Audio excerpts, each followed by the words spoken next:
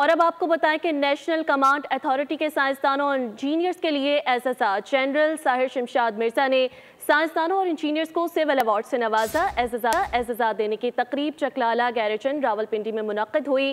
صدر مملکت کی طرف سے 47 افسروں کو اعزازات عطا کیے گئے۔ ISPR کا یہ بیان 10 افسروں کو ستارہ امتیاز، 21 افسروں کو تمغہ حسن کارکردگی عطا کیا گیا۔ صدر نے 16 افسروں کو بہترین کارکردگی پر تمغہ امتیاز عطا کیا۔ اعزازات دینے کی تقریب کے حوالے سے آپ کو آگاہ کر رہے ہیں۔ نیشنل کمانڈ اتھارٹی کے سائنسدانوں اور انجینئرز کے لیے اعزازات کی تقریب تھی۔ جنرل ساحر شمشاد مرزا نے سائنسدانوں اور انجینئرز کو سول ایوارڈ سے نوازا۔ اعزازات دینے کی تقریب چکلالہ گیریجن راولپنڈی میں منعقد ہوئی۔ سلمان ایوان نمائندہ خصوصی ہمارے ساتھ لائن پر موجود ہیں، تفصیلات جانیں گے ان سے۔ جی بتائیے گا سلمان۔